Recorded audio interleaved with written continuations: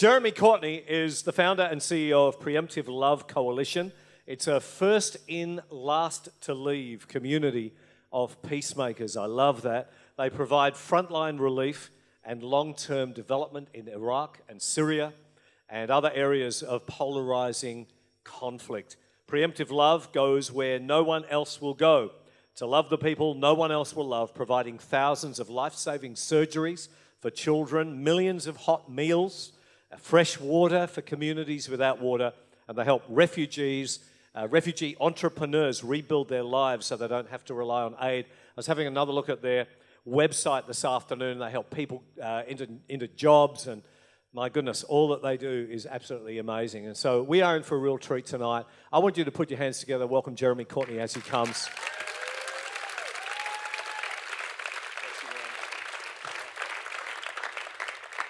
Okay, so it's great to have you and your wife here. You've been ministering for the last few days at Stairway Church for their More conference, which is great. That's where I saw you the other day. So we're on tonight and twice tomorrow. So, but you don't look tired. So I'm not tired. You're doing okay. No, that's great. Ready to go. I googled Baghdad weather this afternoon, and for the next week it's going to be 43 or 44 degrees Celsius. So it's what, about 110. Very happy to be here. Yeah, absolutely. So for those of us who want to whinge about the cold weather, you know, it's like, I would rather this than 44, yeah? Who would love it if it was 44 degrees right now, just out of interest? Because I know you're out there somewhere. Yes, 1, 2, 3, 4. Oh, they're very tentative. It's like, yeah. Okay. So, you know... That's assuming that there's actually electricity and air conditioning and somewhere to retreat to. And a swimming pool. Yeah. That's it. I like it when it's that hot, when I've got that. When I first heard about you guys, and it's only in the last few months that I actually heard about you and what you're doing over there through Peter McHugh. And he said to me, would you like to have this man, Jeremy Courtney, minister in your church? And you said, absolutely not. Yeah, that's right. But then he talked me into it. So here we are. No, and I got online and I looked at what you're doing and some of the things that you've shared at different places like Hillsong. And I thought, my goodness, yes, I want you here to share with us. We have an absolute passion in this church for justice and for what you're doing in helping the marginalised. And so it is a delight to have you here. But I've got to say, when I first heard about you, I'm thinking, my goodness, who is this couple that live in Iraq with 2 young children? So you have a boy and a girl. What are their names? Emma is 13 and Micah is 11 almost. Okay. So were they born in Iraq or in America? Emma was born in Turkey, okay. And Micah, we learned of Micah's soon arrival into the world about a week or 2 after moving to Iraq. But he was actually born in America. Okay. So we got the blessing of knowing that we were going to have a new child right around the time we got the blessing of moving into, this new, very hard place to live. So. Yeah. And how did you get, to Iraq? Like, what was the thing? Did you get writing on the wall, or an angel turn up? Like, what would make you move to Iraq? Well, the big catalytic moment, I guess, in many ways, goes back to September 11th. 2001. We had just been married a couple of months, I guess, at that point. September 10th was my birthday, and so I'm just a couple hours into being, 22 years old, freshly married, no kids, none of this stuff, and we wake up to news that America is under pretty serious terrorist attack. And I mean, that's hard for any country to go through, as other countries have gone through this kind of thing. But I think the world would agree, there was something unique and special in a terrible way about America going through such an orchestrated series of events like that. And it seemed at that moment that world history was changing. And I think now, 17 years on, it does bear out that something really significant happened in that moment. And we found ourselves responding to that moment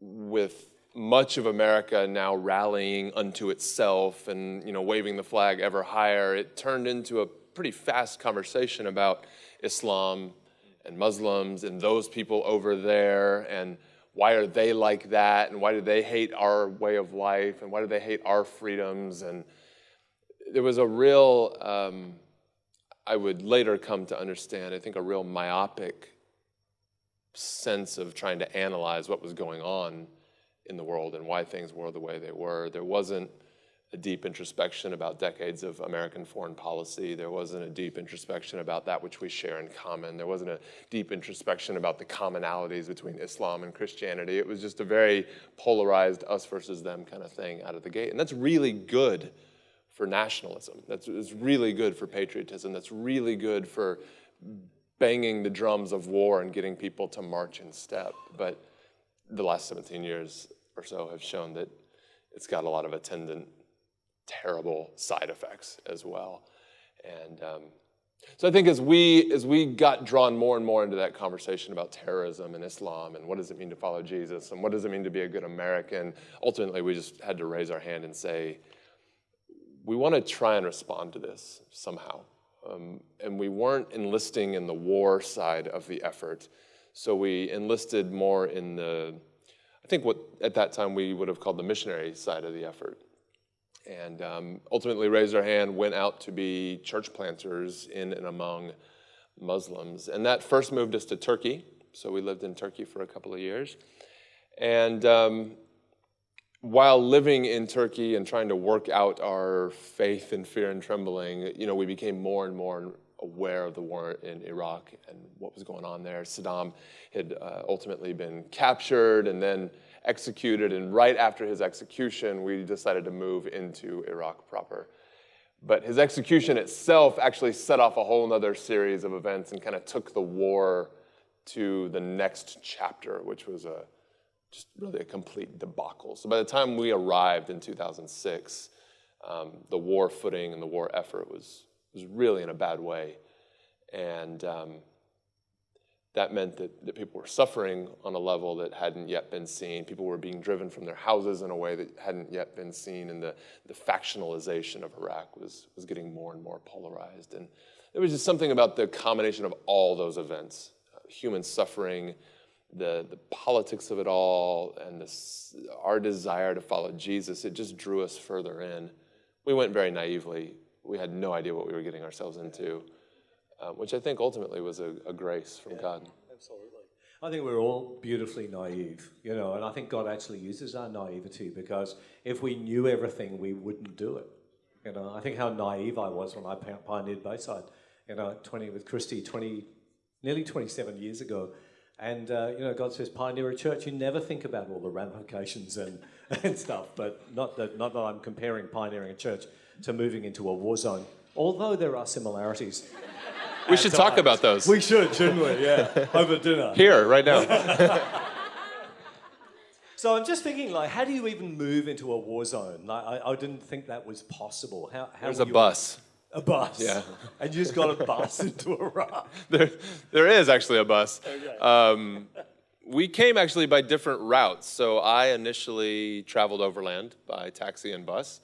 And I think you actually flew in ultimately once we got some of the basics set up. Yeah. It's amazing. And you got 2 kids and you live in Iraq. What's it like bringing up 2 young children in a country like that? So when any of us say or think a country like that, I think we can certainly be forgiven for a certain image of Iraq coming into our mind about what a country like that is, given what kind of access we have to understanding a country like that, a country like Syria, a country like Libya or Iran or Russia for that matter, or North Korea. I mean, here's the headline that is never really going to break above the fold on A1. 30 million people didn't die in Iraq today. That's not a good news headline that's ever going to make its way to us. So a country like that turned out to be a lot more normal in many ways than we would have anticipated. I mean, when we made the decision to move in, when we got on our respective forms of transportation to move in, we were terrified, and I think for good reason. The country had parts of it that were massively falling apart, that were extremely scary, extremely risky. But sort of lo and behold, once we got there, we also found out that there was a lot of the country that was just functioning. And we just didn't hear about it. We hadn't been hearing about it. So it turns out the town where we chose to settle is a pretty walkabout town. I mean, we've raised our kids there without much ado in many ways over the last 11 years of living in this particular place. Now, 30 minutes away at times, there's been intense suffering and chaos and fear and war and bombings and all the kinds of things that you might associate.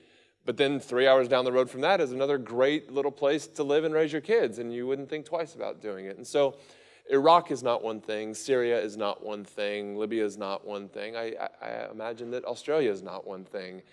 Melbourne's not one thing. And I think part of our journey has been learning to be more nuanced about how we look at people, how we let these placeholder words like Muslim, Islam, American, soldier, militia, how we let those things become the lenses through which we interpret and relate to people. And I think we've tried to dispense with some of those labels and hold them more humbly and let people define themselves for us rather than letting our labels and expectations define them.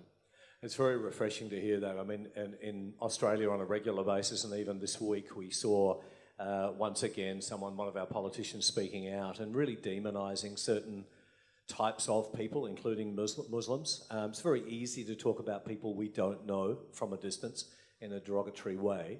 How have you changed your mind, your thinking regarding Muslims and also refugees, another group of people that are sometimes demonised by the press in Australia as well as in the US?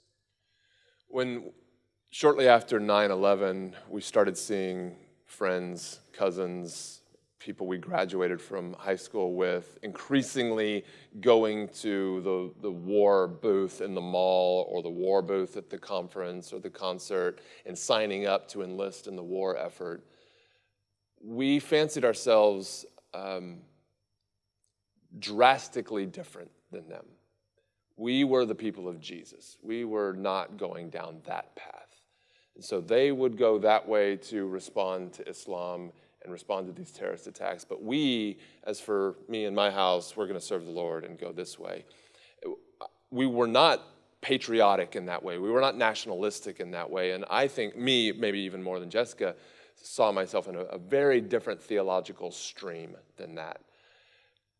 So we set out to be missionaries. We set out to be church planters. And as we lived that out in a place like Turkey, as we tried to live that out initially in a place like Iraq, I had to come to realize that I had a very profound spiritual encounter in which I found myself face down on the ground crying out to God. We've been faithful with this gospel message, trying to plant churches for years now, and you're not doing anything through me. Why aren't you working through us? Why aren't you accomplishing anything through us? And while face down on the ground praying that prayer, I saw in my mind's eye that I had my fists up to God, screaming, yelling in an aggressive and defensive posture, just looking for a fight.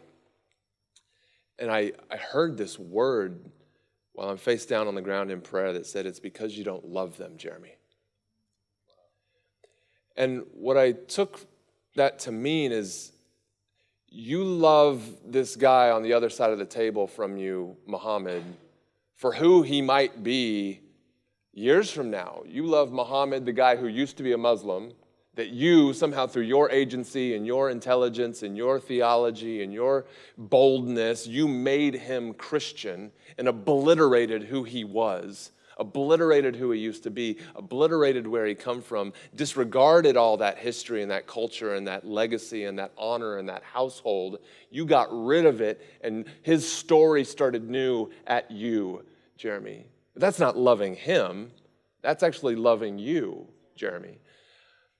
You love to be right. You love to be thought smart. You love to be thought intelligent. That's all about you. That's not about this guy, Muhammad. It's not about his family. It's not about Fatima.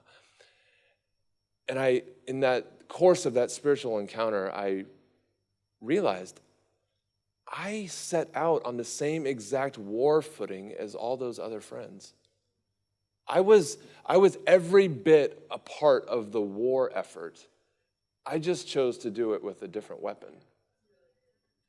Because I wanted the obliteration of Islam. I wanted the obliteration of these people who attacked me and everything we stood for. I wanted them gone, and I wanted them wiped out, and I wanted something new completely in their place. I didn't love them for who they were, full stop. And that's not to try and paint all military with a broad brush. That's not to paint all missionaries with a broad brush. That's me. That's where I was. That's what was going on in my life and my heart at that time. And that has since had profound implications on my life and I think how we live. We've learned to be more humble. In that spiritual moment, when the word came, because you don't love them, my fist came down. I saw myself in my mind's eye. My fist came down, my arms open wide, my fists unclenched, and I assumed this humble posture of hospitality. And it was an instantaneous change in my life. Instantaneous. I'm still on the floor in prayer as I see myself undergo that change. And by the time I stand up again in the real world, I was completely different. I walked out of that room and never again in, I don't know what it's been now, 14 years. I don't believe ever again have I gotten my fists up in theological warfare, to do war with someone, to wipe out who they are and what they care about and where they are at this particular point in their journey. It's all been theological hospitality and welcome and kindness, and I think that's been a big change for me. We all need an experience like that. It's got to start with acceptance. I was talking to someone this week about it, in AA, before the 12 steps even begin, there's like a 13th step, which is really kind of zero, if you like. And it's acceptance. We accept you just the way you are, and then if you're willing, we'll take you on this journey. And that's a kind of a word over this church, acceptance, as you well know, where we've just opened our arms to people and say, if you want to come on a journey toward Jesus, you're welcome to do it here. And not everyone will understand that, but it's a great journey, and it's a wonderful invitation for those who actually accept to go on it. What about refugees? Because again, we often hear about refugees. They're referred to as economic refugees, as trying to, get from one country to a better life and so on. But what about people that you've met? And maybe talk about one or two examples of people that you met. They're genuine people that are trying to get to safety and get to their family to safety. Yeah, I mean, a lot of it has come, again, with sort of releasing some of those preconceived notions and those cooked up, canned positions, political positions that were handed to me from the political party that I aligned with before I ever arrived on the scene to actually experience and understand and listen to something for myself. So we did. We landed on the scene. We moved into the neighborhood, and we got to know not refugees, we got to know Sozan. We got to know Riaz. We got to know Marwan. We got to know Awasha. And it was experiencing the pain somewhat vicariously, but walking alongside people in their pain as they were on the run for their lives that I think began to have a profound imprint on us about where we would land. I don't know that I'd ever honestly thought about it. The party had a position, the church I was part of probably had an opinion, but I hadn't ever given it much thought. And so in some ways, there was a set of expectations that I was probably expected to walk in. We were expected to walk in. But in some ways, from a true thinking standpoint, we were blank slates waiting to be written upon because we hadn't had any experiences of our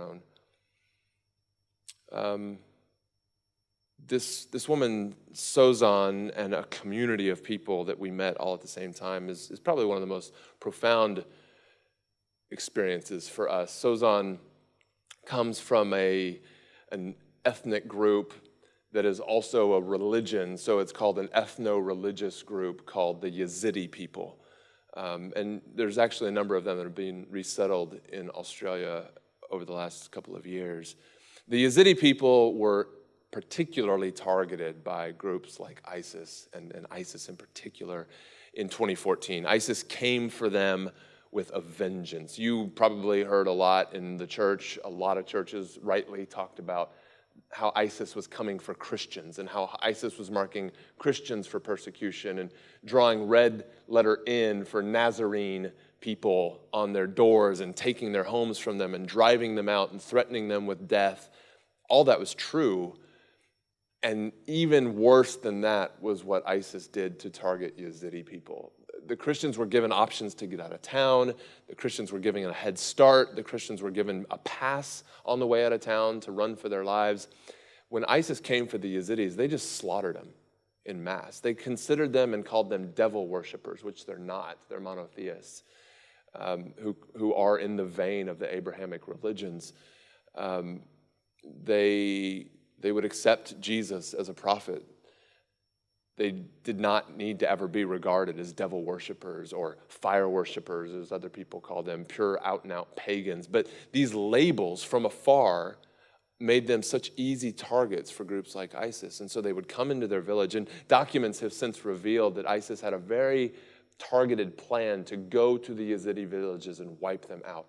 The men were separated from the women were kidnapped. You can imagine what happened to many of them, thousands and thousands of them. The men, if you had armpit hair, you were considered a man at 12, 11, 13. If you had armpit hair, you were separated over here, and you were slaughtered en masse. And mass killings took place, and men were dumped into graves. Our friend Sozan and a couple of other people in her family were able to get just a second's head start out of town. And that second or two or three often made the difference in life and death. Like a sister or a mom wouldn't have made it, and some of the other family managed to escape. Families were forced to figure out, if the toddler gets left just a little bit toddling behind the rest of the family, do we press on with the rest of the family, or do we dare turn around and try to grab the toddler? And Sozan and her family, with the ones that they were able to grab, were able to escape up a mountain that is like kind of the domineering geographic presence in their region. And they ran up the mountain, or as you might look at it, ISIS sort of treed them up a mountain. So they got trapped up there. ISIS rules the foothills. They're trapped now in this mountain, what would you call it, 47-degree summer sun out there. And for days they get trapped up there, starving, no water, no food, eating whatever grass they can find on the mountaintop. Eventually, some military action takes place and drives ISIS down and cuts a pathway for them to escape. They escape down the mountain out into Syria and end up coming back into Iraq, where they settle right outside of our home, just a short little drive away from our home. Jessica ends up meeting them in their complete and utter desperation and trauma, living in an abandoned shipping container. One of those things that you would pack on the back of a huge boat, now emptied out, gutted, just these steel walls. They're living inside this thing in the hot summer sun. But at least it's not ISIS, right? And that becomes their home for a couple of weeks. And surely ISIS is going to be driven out of this place any day now. And that turns into a couple months. And surely someone's going to come and fix this situation really soon, and we can all go home, and that becomes a couple of quarters. And surely we're going to be able to get back to our village any time now, and that becomes a couple of years. And over the course of these years now, we've just been in daily relationship and friendship with them. And it's gone from handing out food in their early days to then helping give them a hand up so that they're working and creating and making businesses and selling things for themselves, so we don't give them things any longer. They produce things, they make things, and they sell things. And now they're buying for their own kids, and they're putting their kids back in school and paying rent on their own houses and this kind of stuff. And it's been a profound experience to watch the transformation in Sozan's life, in her immediate family's life, and the wider community that we've been able to come around and realize, look, these people they're just like us. Some of them were extremely poor, and right beside them, some of them were extremely wealthy. Our friend Marwan and his family, they owned like 10 businesses. They had hundreds of thousands of dollars in the bank, and they just couldn't get to the bank in time. And ISIS, they were in their pajamas as many of them ran from their homes, And it did not matter how hard they had worked, how successful they had been, how smart they were. Suddenly an entire life's worth of work, their mansion, their multiple cars, their gold, the money in the bank, it was all just completely inaccessible, gone and or stolen from them. And they come out of the desert in their pajamas with nothing to their name left. And that's what it took to save their kids' lives. And then they show up, and it just begs the question, how do we treat them? And how do we relate to them? And do we believe them? Do we believe that they were smart enough to have run businesses and cared for their family? And does that affect how we treat them? And the global conversation on immigration right now and refugees and the othering of these people whereby we see them as so fundamentally different from us and so fundamentally threatening to us is I think, it's more ironic in some countries than others. Certainly in America, it's a shame to me the way that we are often having this conversation. A nation of migrants, a nation of people who committed genocide just to take control of the land that we now control, to turn a blind eye and a deaf ear to those who are escaping genocide, all in the name of the very freedoms that we tout and claim to be our grand claim to authority around the world is a huge shame. And the church itself is really at the heart of the problem in America right now. And as far as I can understand, Australia's not doing much better. No, we just need a revelation that, some of the first white settlers here were also boat people, before we throw that terminology around too much, and what you're saying is so right. I often ask myself the question, what would I do if I was in the situation of Australia being under attack? I would do everything in my power to get Christy and the kids to a place of safety.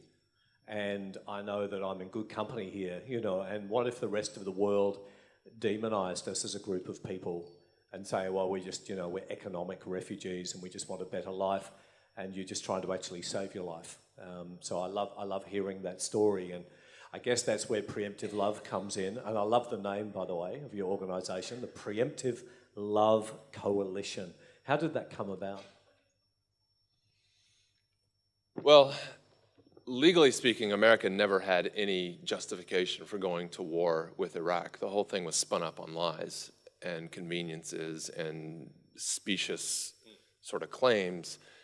And it was, therefore, a preemptive war. It was an attack on another sovereign nation, all in the name of protecting ourselves. And we were living in Iraq by the time I think that I came to that realization that this is not actually a righteous, at least it's not a purely righteous thing that is being undertaken here. Was Saddam Hussein a brutal dictator? Absolutely.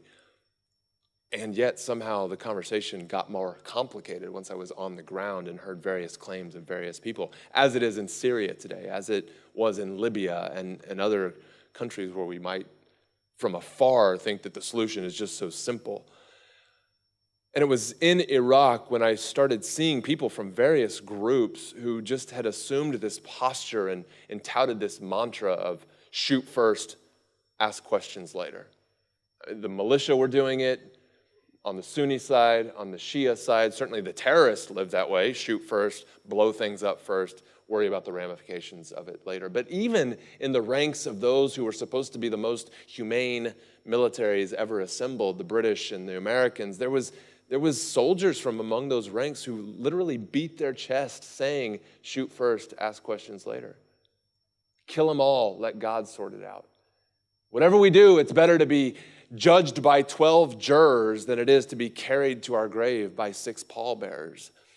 And it was a shocking revelation to me that, again, fundamentally, a lot of us, we're all the same.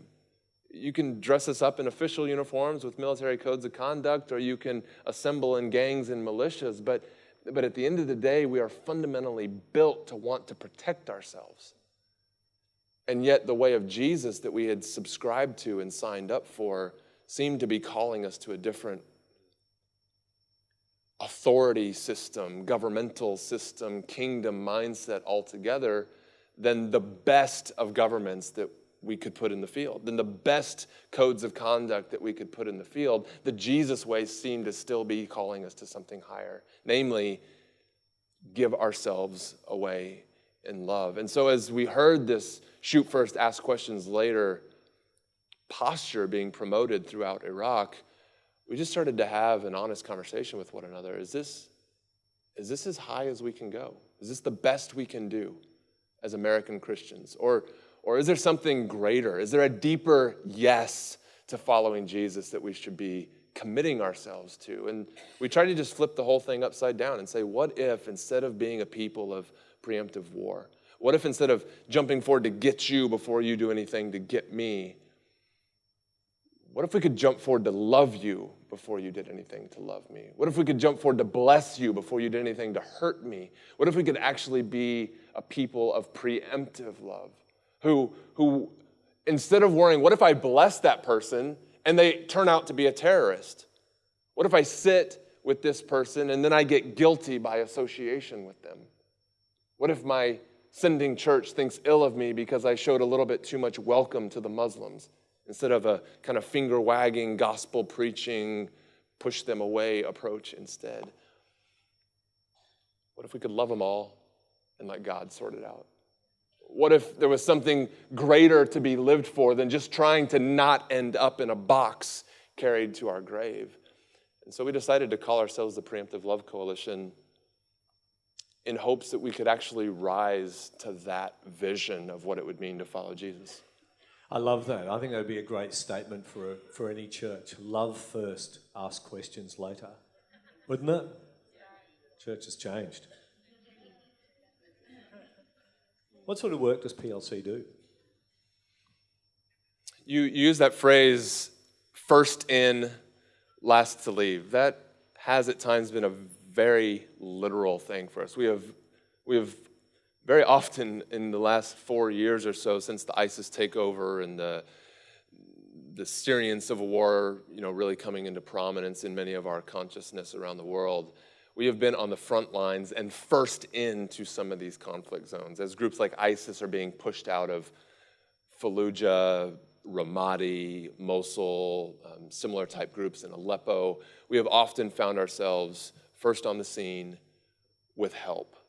Like when bombs are still falling and there's still ISIS snipers 1 or 2 streets away sniping at us, we're there with food support or medical support or whatever people are asking for. This street may have just been liberated. That street may still be under ISIS domination. But if we can gain access to you on this street, we're making every effort we can to get to you. And it's been exhilarating, it's been amazing, it's been terrifying. But what we often find is that it would be so easy to then move on from that exhilarating adrenaline rush kind of situation and put it as a notch in the belt, have some video documentation of how we showed up with bombs going off everywhere, and then move on to the next thing. But what we've seen time and time again is that if we don't stay the course on this street, then it becomes extremely vulnerable place for an ideology to sweep back in and manipulate people to say, look, they said they would show up for you. And sure, they did for a minute, but look, you're still in squalor. There's still bomb marks all over the street. The water system's destroyed. It's been how many years now, and the kids aren't back in school? And so these ISIS-type ideologies start chirping in their ears again, wooing them back. Look, we've changed ISIS, we have. We're going to do it better this time. And we're going to help you kick out the government once and for all. We're going to help you push out the infidels once and for all. And we are the ones who can actually make this right for you. And so we're a last to leave group of peacemakers as well, because if we don't make long-term commitments to people to help them find local solutions to local problems, then the whole thing falls apart. None of this stuff was made overnight. To look aghast at what happened in 2014 with ISIS and go, oh, how did it come to this? We're all so surprised. Where did this come from? And to just wring our hands and act innocent and naive, like like as an American, I don't know what the last decades upon decades upon decades of foreign policy have done to contribute to the situation that we're in today. It's disingenuous or just stupid. And I'm not stupid. I know how to read the tea leaves and the history of what's going on. And so I can't, with that knowledge, not then put programs and family practices in place that ensure that we stay the course. We can't just do one-off projects here and there. We have to make long-term commitments as a family, as an organization, as a church, and I believe as entire nations if we want to see change. They are extremely smart, bright, family-loving, God-fearing people. But the burden of what they are living under, made by behemoth countries, contributed to by behemoth countries like America, is more than they could possibly climb out of on their own. Does the American government or any other government support your work? Here's what we say. We rely on private money, not political money. Because we have tried too many times to dance with the American government at the promise of drawing down some financial support, believing that it might bless people. And it never goes well. It's just, there's too many strings attached. And this is probably true no matter what the government is, no matter what the political body is. It's just, we have different worldviews. These bodies tend to see problems. We see people. We focus on people, not problems.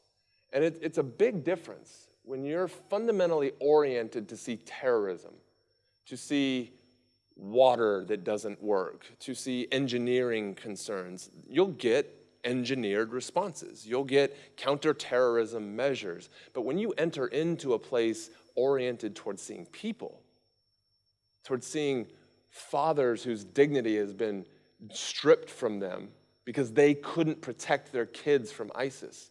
And you think about what that does psychologically to that father and what that sets that father up to be vulnerable to this other group who might prey upon his mental state at this point. Now you don't see a terrorism problem or a counterterrorism solution. You see something much more nuanced and complex than that. And so we're wholly oriented toward seeing people. We recruit people, we build up people, and we believe that good people will address the problems in their neighborhoods and in their families and their communities. But it's just not proven to be true that if we orient ourselves toward problems, that it all works out in the end. And so we have not taken government money, in a long way of answering that. We have not taken American government money or any other government money except Iraqi government money to help them build up their own people. It's wonderful. You mentioned Islamic State a few times. Just tell us, like, in our view, probably through our media, ISIS is dwindling or definitely on the way out in Iraq. What is next, do you think, for Iraq as a country? Is it going to be able to pull itself up by the bootstraps, as it were? Well, ISIS was something special. ISIS was something unique. ISIS was more brutal, was more savvy, particularly with regard to media and things like that, than Al-Qaeda, who had come before them. But we do well to not overemphasize or overfocus one brand or another. They all are drawing from a particular well, and that well has not run dry. And that well is not simply Islam. That would be a horrible way of looking at it.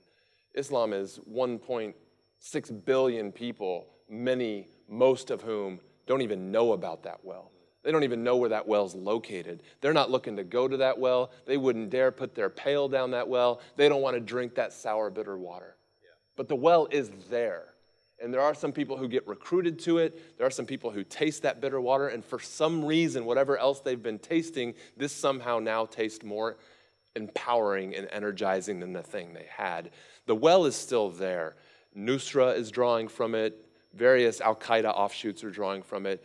Nusra is on the rise in Syria. And you will still see plenty of terror attacks and asymmetric attacks in countries around the world, including Syria and Iraq and Libya and Yemen and things like this. So it's important that we not overemphasize the defeat of any one brand. It's important that we get down into the aquifer where all this stuff actually lives and try to address that at that deep level. If we're not addressing it at the aquifer level, the deepest well from which this is being drawn, then even if you dam up this well, someone's going to figure out how to drill down over there and draw back from the same source again. So that's where we believe in the power of relationship. That's where we believe in the power of this message of love and this countercultural, upside-down way of living and viewing the world. Iraq is in a far better place than it has been over the last couple of years. Syria, for that matter, is in a far better place than it has been over the last number of years. And they are in better places from very different strategies. You know, the strong man is still in power in Syria. The strong man that was removed, that helped set the conditions that set all this off, is not in power in Iraq. And so there's very divergent kind of foreign policy agendas and things like that have emerged. Both countries are doing much better than they have been over the last years. But at what cost? Yeah. I mean, Syria is decimated. Iraq, in many places, is decimated. I drove through Syria a couple weeks ago. I cannot tell you how many hours I drove on the road where village after empty village, after destroyed village, after decimated village, I didn't see one human. Syria is emptied out in some places. So is there less violence in Syria? Yeah. Why? Because so many of them are gone. And that could give the impression that all the violent people left. That's not what I mean. I mean, to excise the cancer, the patient was killed in the process. Maybe 1 million people in Syria have been killed in this war, and I promise you, most of them were innocent. So where do we go from here? I don't know, but that good people have to be empowered to rebuild their communities, and good people have to come alongside them to help it happen. And because the way the world works, it's not going to happen without money. America is making dogmatic pledges about how America is not going to give to the rebuilding of Syria. Okay.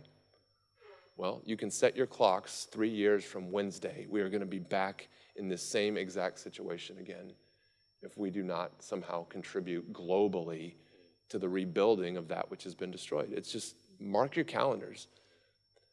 They will find their way back to this well because it will somehow end up tasting sweeter than the bitter thing that they've been left with otherwise. Same thing's happening in Yemen right now. So money doesn't solve things, but the absence of money will guarantee that evil perpetuates and wins. We're going to start moving to a conclusion. I want to ask you a question personally, and then we'll get back to a couple of comments on preemptive love. I believe you're from Texas, is that correct? Not far from the buckle on the Bible Belt? I wasn't born in Texas, but I got there as fast as I could. Right. Why? That's an amazing Texas joke. Texans love it when you say that. Okay, that's great. It doesn't work here. No. You would have to explain that, which is probably like most of the humour they're used to, you know, which apparently I'm told on a regular basis is not funny. But anyway, you were raised in Texas and you're working, ministering in Iraq, Syria. Has that impacted on your faith?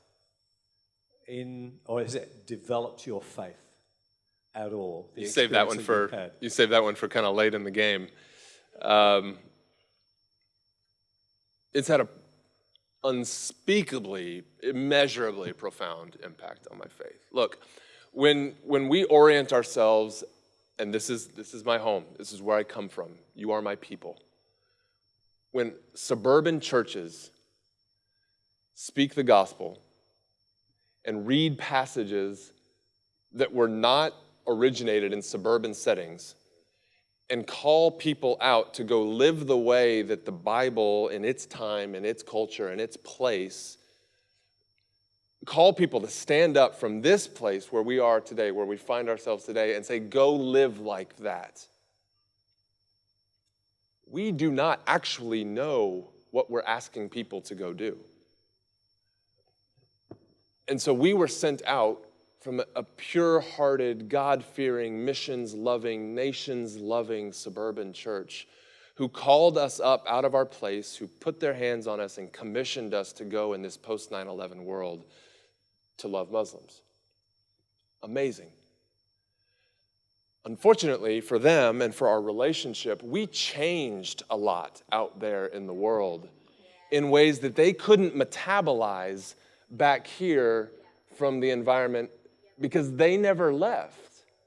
They stayed doing the routine. Routine's amazing. Jess and I have a routine in Iraq. But they stayed doing the routine while we went out and faced the blows that they sent us out to face. Their faith was formed in this crucible, and suburban life is a crucible. It has its challenges.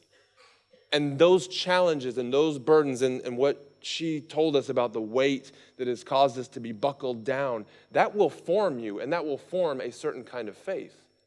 And the faith that you have to be out in Syria, to be Syrian, I'm not even talking about me, the faith that you have to endure what's going on in Syria or to endure what's going on in Iraq, that will forge a certain kind of faith. And often those faiths don't look like one another, and they don't interface well with one another. And so when that faith, in our case, we serve as these sort of shuttle ambassadors between the two communities. When we bring that faith that has formed us back into these communities, we can be a bitter pill to swallow for some people because it's hard to metabolize that which is formed and shaped in us out there. And honestly, what it creates is a dynamic where people like us try to be more palatable, or suburban churches, and urban churches for that matter, Western faith, whatever it may be, often has a hard time even welcoming people like us in. You're not that way. You welcomed us in, and you knew what you were getting when you did that. But there are places who would look us up online, who would look at the YouTube videos or whatever and go, yeah, we don't want that. And it's like, well, wait a minute. You're the one who sent us out to go become that. And now you don't want to hear what you invested in 15 years ago? So it's affected our faith profoundly in ways that unfortunately make the lessons that we've learned and the message that we so dearly want to bring back home, it's hard to bring it back home. It's often not welcome back home, which is weird because we felt like we were sent out and faithfully did the thing we were asked to do, and now we don't have a home anymore. Yeah. So next time you come to Bayside, you can share maybe a message on the faith lessons you've learned that we could benefit from that we don't normally hear about. Sound good? Thanks. So that's an invitation, by the way. Thanks. No worries. And I get what you're saying. I really understand what you're saying. I think we need to finish up because we're running out of time, but just finally, to apply to our own church community here, how do we live out preemptive love in our own corner of the world?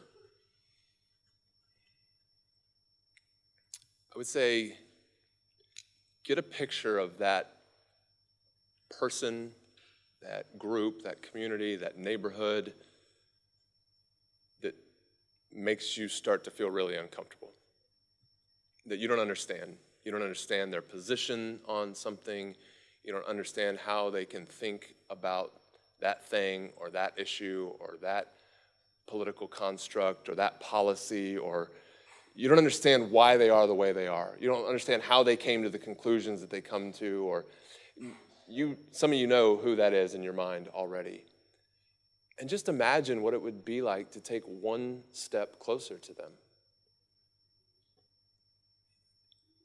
You don't need to accept their position. You don't need to believe what they believe. You don't need to agree with them. But what would it be like to just take one step closer to them? And to do it ideally in a way that is somehow inherently blessing, hospitable. Because if you think they're against you, if you think you don't understand them, there's a pretty high chance that they don't get you, and they think you're against them, and they think they're not welcome with you. And if you could be the one to get your fist down a little bit, if you could be the one to dare open up your posture into a posture of reception and hospitality and kindness, or maybe at times this isn't even the right posture, maybe this is the right posture. What can I offer you? What can I serve you? What can I give you? You're trying to serve me?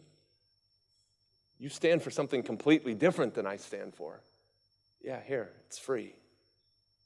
Just explain it to me. I'm just here to listen. Just here to try and understand. I admit I've been arrogant. I admit I've been distant. I admit I stayed in my little enclave over here because that felt more safe to me. But I'm realizing now I can't understand you, I can't know you, I can't love you if all I see you as is a problem. I have to dare to try and see you as a person. So how do we practice preemptive love? I would say one scary step at a time. And I think all those words are important. One, you don't need to get from here to Syria. That is irrelevant. Syria is not the point. Iraq's not the point. Bombs and bullets. Look, before these wars ever start in our hands, they start in our hearts. All these wars start somewhere with what we think and what we believe and what we're afraid of before they ever find their ways to our hands. And so we have massive potential to avert conflict and avert war and avert genocide and avert all these kinds of things and bring about the more beautiful world that our hearts know is possible right here by walking right across the street. So one step at a time, one step at a time. You got to move. I know I'm taking time, but I had this image when we were singing, and I'm suddenly forgetting what the lyric that was being repeated was. But I had this image. We were singing something about let your spirit fall fresh on me, or let it come fresh again. And I had this image. Jessica and I were just on a tour of American national parks, and we went to this waterfall that we had heard about. Was amazing. And I had this image of us going to this waterfall, trekking up the place to the waterfall. The waterfall's over there. We're here. And I had this image of us just standing there singing, "Let it wash over us, God. Let it just wash over us." The waterfall's over there. The waterfall's not going to move to come to us. And so a lot of us keep standing in the same place saying, "Oh Lord, I want something fresh. I want a baptism. I want the torrential downpour of your rain to come on me." Look, if you've been standing in the same place for a long time and you're not getting anything fresh, you might want to move to where the waterfall is.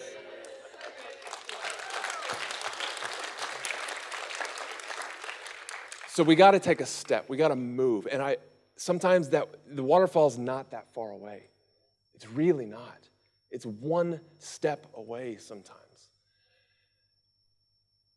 Scary.